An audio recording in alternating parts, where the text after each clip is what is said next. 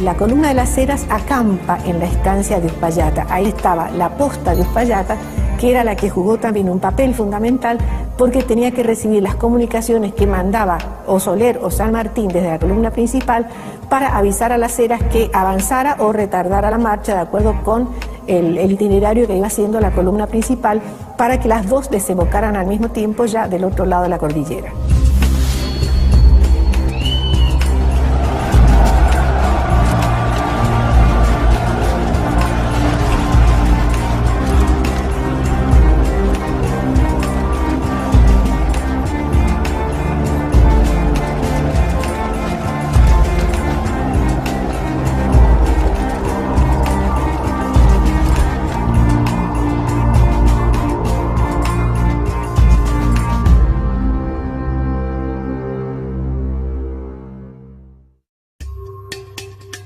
El avance de las columnas principales se inició por el norte de Mendoza, atravesando las higueras, las cuevas y Yalguarás. Ya en la provincia de San Juan, estableció su cuartel general en la estancia Manantiales. Desde allí, la tropa cruzó por el paso de las Yaretas o los Patos hacia Chile. Entre el mes de enero, que se inician las acciones, los avances de la columna sanmartiniana, y el 8 de febrero, que se llega al Valle de la Aconcagua, suceden algunos pequeños combates, escaramuzas, tiroteos, que muestran que el ejército de San Martín es agresivo y que viene decidido a cruzar la cordillera y a no tener problema ninguno. Salvo un contraste muy ligero, porque eran choques de pocos efectivos de uno y otro lado, fueron éxitos de las tropas independientes. Tenemos la sorpresa a la Guardia de Richeuta el día 24 de enero y al día siguiente el combate de Potrerillos cuando las Heras, que está en Uspallata, manda un destacamento a las órdenes de Enrique Martínez que se enfrenta con los españoles en Los Potrerillos, en la zona de Punta de Vacas.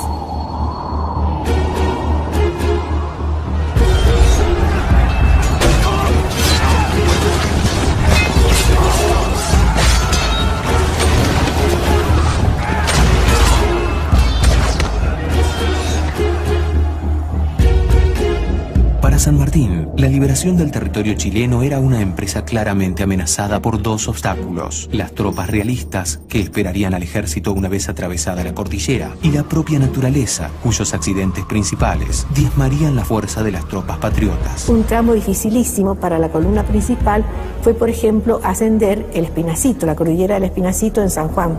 Recordemos que el nombre era el Espinazo del Diablo, un lugar dificilísimo de más de 5.000 metros de altura, donde O'Higgins, que es el que manda el parte a San Martín, le dice que va a descansar porque los hombres, después de haber hecho ese cruce, están sumamente fatigados, por lo tanto necesita reponer energías por las dificultades que ha presentado el cruce de esa cordillera.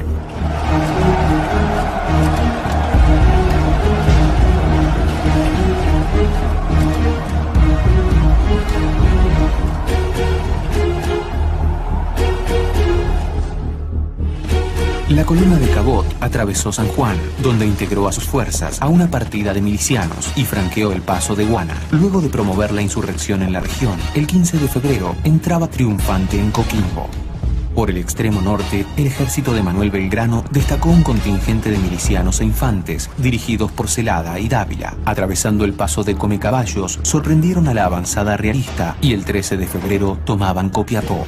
El capitán Lemos, junto a un pequeño grupo, alcanzó la guardia de San Gabriel sin encontrar resistencia. El coronel Freire, por su parte, atravesó el paso de Planchón y arribó a Talca, sublevando las poblaciones del sur. La columna Las Heras, luego de acampar en Uspallata, libró acciones en Picheuta y Potrerillos y atravesó el cordón limítrofe el día 1 de febrero, librando un combate en Guardia Vieja. La división principal del ejército, liderada por San Martín, cruzó la cordillera el 2 de febrero y encontró al enemigo en Achupallas y Las Coimas. Una semana después, las dos fracciones unificaron sus fuerzas en el campamento de Curimón.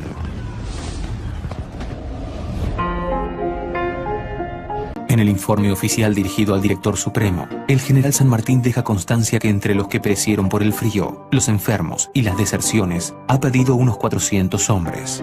Entre los pertrechos malogrados, se cuenta la pérdida de la mitad de las mulas y una tercera parte de los caballos.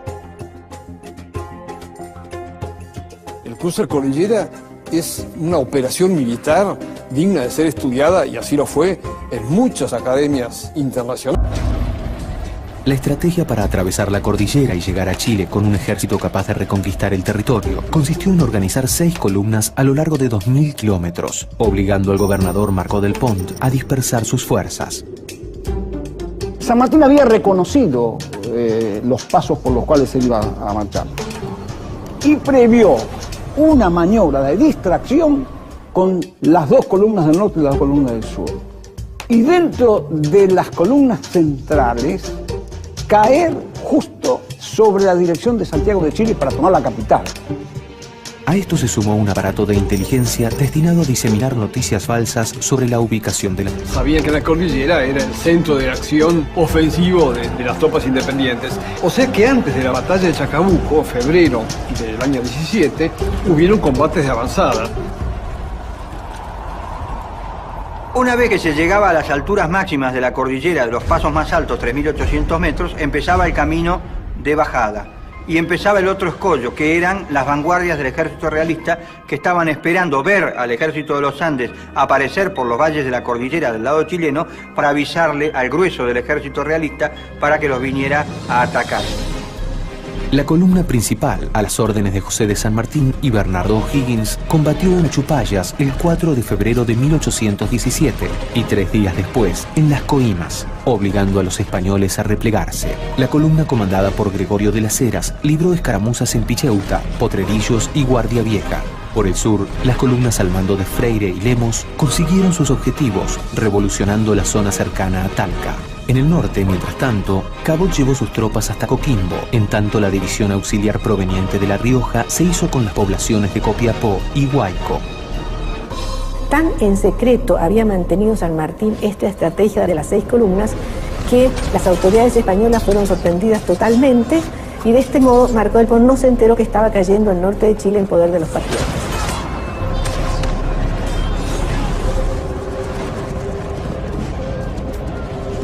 Cuando Marcó del Pont, la autoridad realista en Chile, advierte que el grueso del ejército pasa por Los Patos y por Uspallata para converger en el Valle de la Aconcagua, ya es tarde.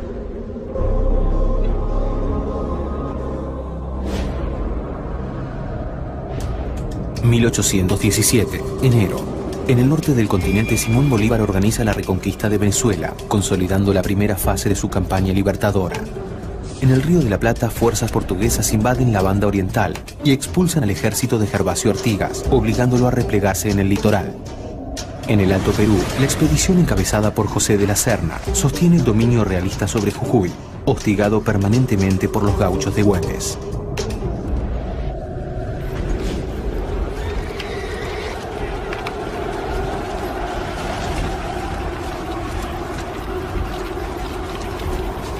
Una vez realizado el cruce y la avanzada de todas las columnas en territorio chileno, San Martín agrupa las fuerzas principales, estableciendo un campamento en Curimón.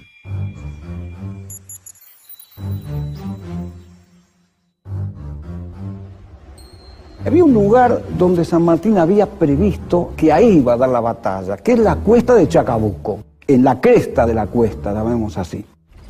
San Martín agrupa a su ejército al pie de la cuesta y luego del reconocimiento resuelve preparar la batalla para el 12 de febrero, a pesar de que la columna de armamentos al mando de Fray Luis Beltrán se encuentra retrasada. San Martín decide acortar los tiempos y librar la batalla de Chacabuco aún sin artillería. En estos tiempos de la independencia, las batallas también eran sumamente cruentas.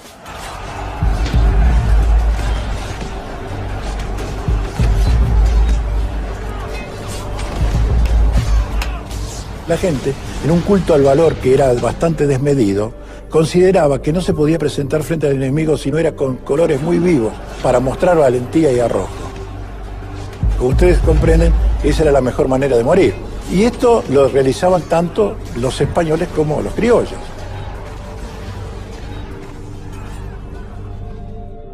Desde su rol de conductor de la campaña libertadora, el general San Martín sabe que la batalla a librarse en Chacabuco proporcionará un resultado decisivo para la reconquista del territorio chileno. Sus esperanzas están puestas en una maniobra que permita derrotar al enemigo de un solo golpe, el envolvimiento. En Chacabuco los realistas estaban a la defensiva y San Martín había planeado un ataque frontal para fijar a los realistas en su posición, mientras un ataque envolvente atacaba sobre el flanco y la retaguardia. El aferramiento es cuando yo inmovilizo una fuerza para poder caer sobre el flanco de ella. San Martín, en este concepto que él desarrolla, manda a O'Higgins con una fuerza menor para aferrar a las fuerzas realistas que se suponen están en las casas de Chacabuco. El objetivo de las tropas patriotas era desarrollar una acción coordinada a través de los cerros, utilizando las llamadas Cuesta Nueva y Cuesta Vieja. Dos caminos que desembocaban, el primero al frente y el segundo en uno de los flancos de la cuesta de Chacabuco. A partir de allí y más abajo, en las casas de la hacienda, se encontraría la retaguardia del ejército español. En la madrugada del 12 de febrero, San Martín informa a los jefes de las divisiones principales sobre la estrategia para la batalla. Utilizando dos caminos convergentes en la cuesta de Chacabuco, una de las divisiones, comandada por Soler, avanzaría por el oeste, mientras que la de O'Higgins lo haría por el este. Esta columna avanzaría hasta encontrarse con el enemigo y su trabajo sería mantener un frente que permitiera a Soler atacar el flanco de los realistas. Lo que no tenía previsto el plan de San Martín era que el ejército realista no se quedó en las casas de Chacabuco, sino que marchó cerro arriba. Por lo tanto, cuando Higgins llega a la cuesta, en vez de ver las fuerzas realistas varios kilómetros al sur, los tiene a una distancia bastante menor. Y eso hace que la batalla se empeñe antes del tiempo que se había estimado. Las fuerzas patriotas y las realistas se enfrentan a distancia de mosquete, estamos hablando 100 metros y no más, y como consecuencia de eso, en un momento dado, dicen que O'Higgins habría sacado el sable y habría dicho su famosa frase: "Sábado vivir con honor o morir con gloria, el que sea valiente que me siga". La columna cargó.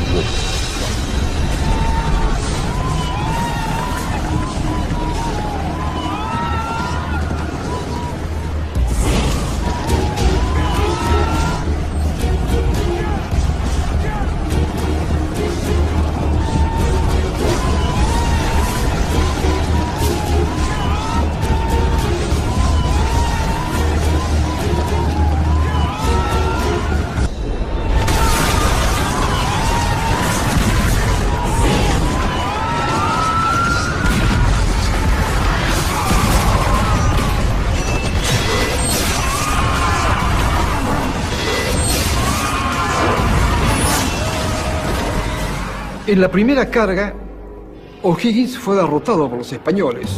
Un terreno muy quebrado, había zanjas, no se podía pasar.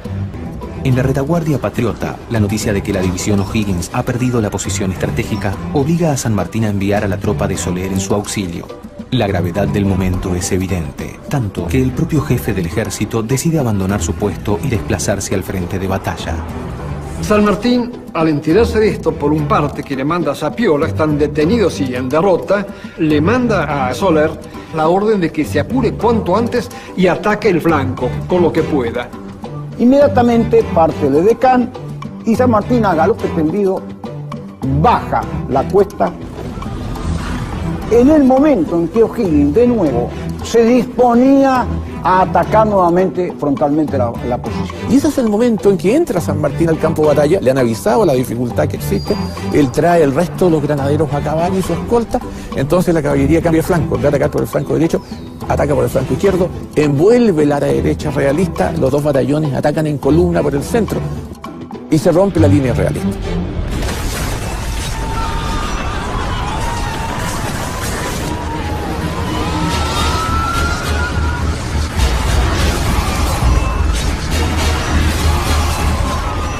Finalmente, la batalla de Chacabuco, con la carga segunda de O'Higgins y de los granaderos, se convierte en una victoria.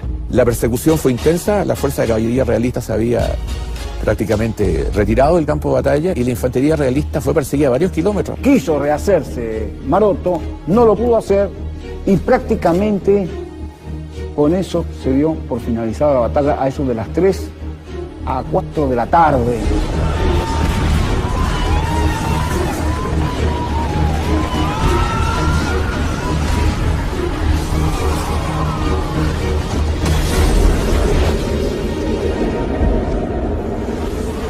Esa coordinación del envolvimiento de Soler y el ataque frontal de los granaderos a caballo, 3 escuadrones, y 2 batallones de infantería rehechos, hace que la batalla de Chacabuco se vuelque a favor del bando patriota.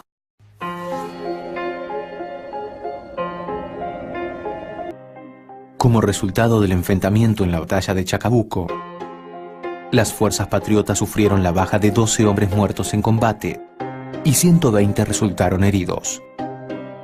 Por el lado realista cayeron 450 hombres, 600 fueron tomados prisioneros y dejaron en el campo de batalla 1 millar de fusiles y 2 piezas de artillería.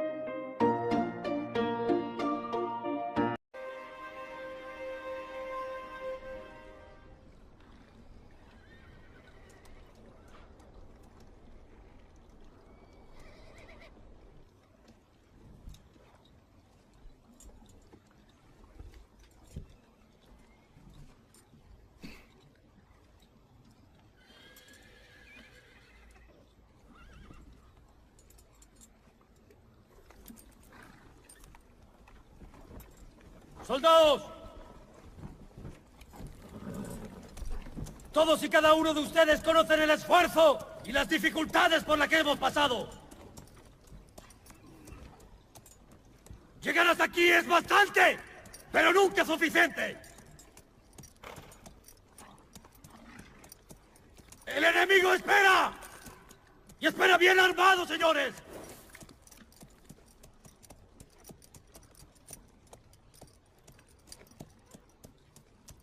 ¡Son la esperanza de la América!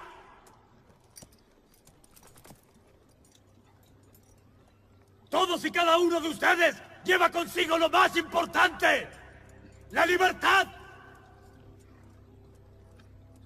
300 años de masacre y de barbarie tiñen nuestra tierra de sangre. Pero hemos venido a decir ¡basta! ¡Se acabó!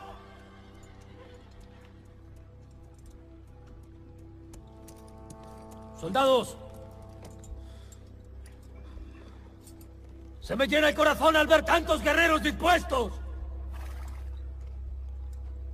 Nuestros hijos y los hijos de nuestros hijos recordarán este momento con orgullo.